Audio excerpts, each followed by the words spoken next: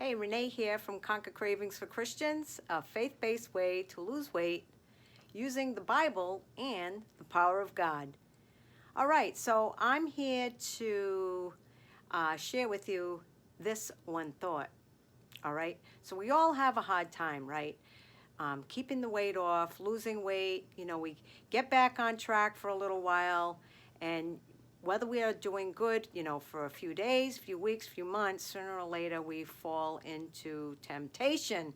And, so we keep having these negative thoughts that cause us to fall into temptation with those foods that we crave. And the question is, does it ever get better? The answer is yes, it does get better.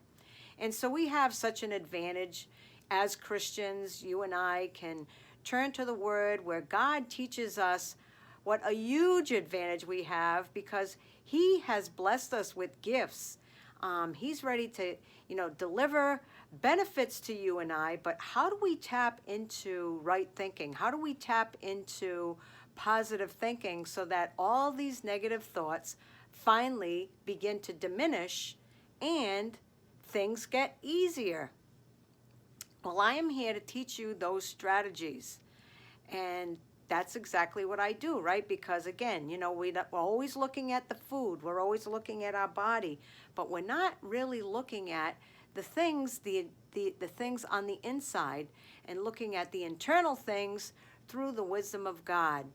So be sure to, visit my blog, come into the Facebook group, and we can, get together as I teach you how to master and unleash the mastermind in you.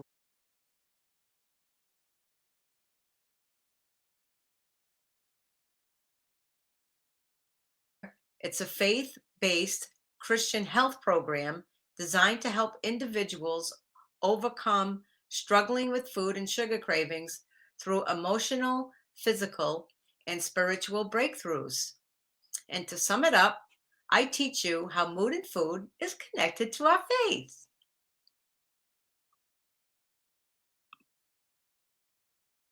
Now, I'm going to go a little deeper and share with you why I'm so passionate, and here's my story.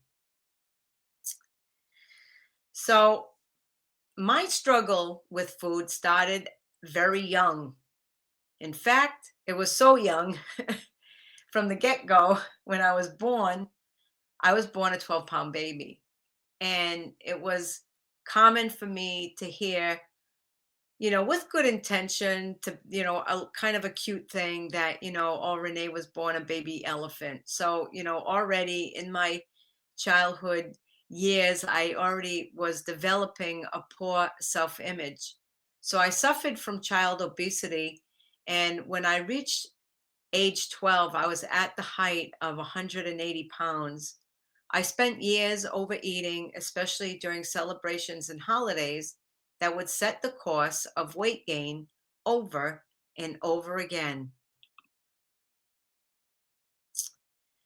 This threw me into a state of isolation. I felt alone, I felt ugly, and I felt rejected. I was deeply hurt and confused.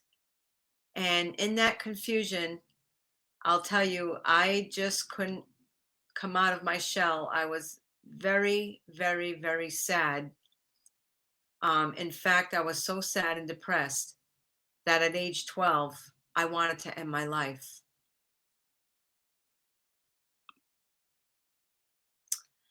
So before I go further, I need to explain that I was stuck in the diet mentality.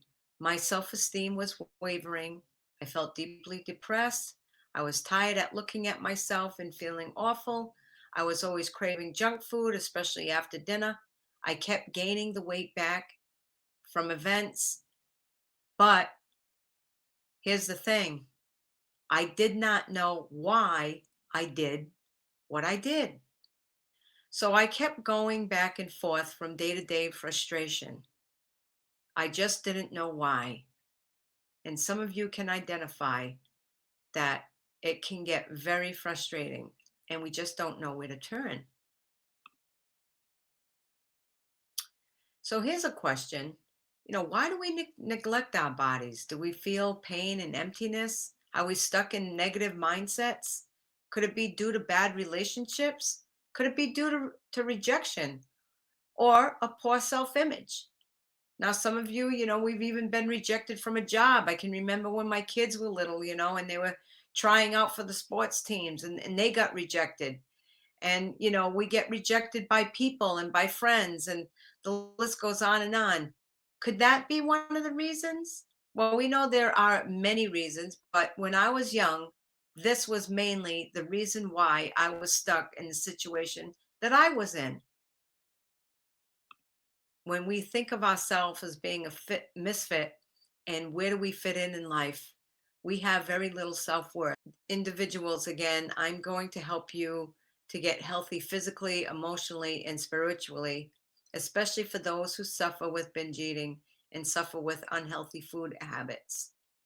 Here's the solution, okay? Before I go on with my little story, I'm going to ask you to write down this Bible verse. The solution comes from Romans 12, verse 2. Do not conform to the pattern of this world, but be transformed by the renewing of your mind. That is the solution. So let me go further and deeper into this training, and I'll explain to you why. Here's the question. Is it what you need to conquer? Meaning, is it the junk food and the sugar that you need to conquer? Is it the food itself that you need to conquer? Or who you need to conquer? Well, we read in John 10:10, and some of you are familiar with this Bible verse, the thief cometh not but to steal and to kill and to destroy. Jesus tells us, I am come that they may have life and that they might have it more abundantly. So who's trying to steal our joy? Who's trying to kill us? Who's trying to destroy our life? So the problem here is temptation, right? We all know that the first sin that happened in the Bible was the temptation of food with the fall of Adam and Eve. And could it be that that is Satan's easiest persuasion to entice us so that we can be robbed of our health? So think about this. We've known for years what and what not to eat, and we keep trying the newest diet, right? And sadly, as we've learned over the years, diets don't work. Why is that, I wonder?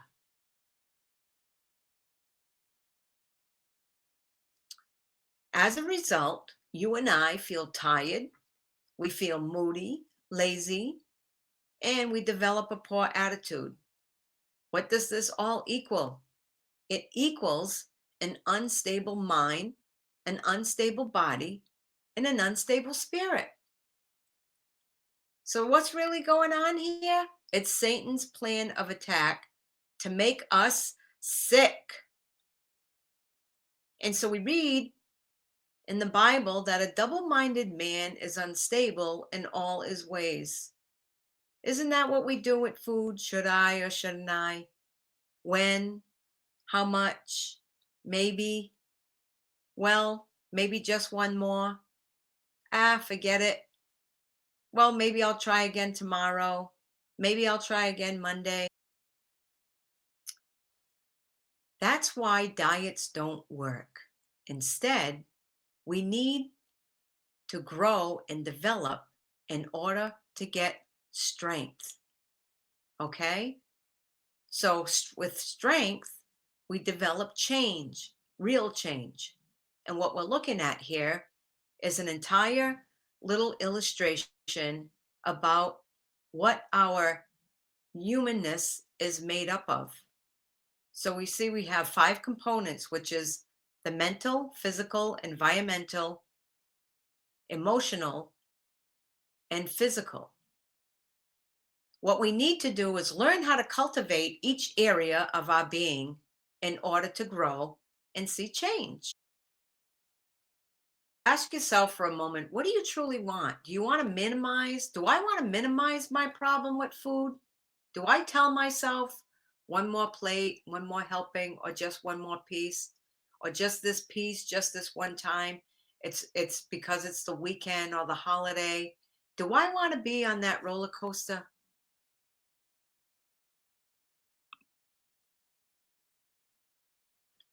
So here's a nice Bible verse that I would like for you to write in your journal tonight is in James 1 verses 5 through 6.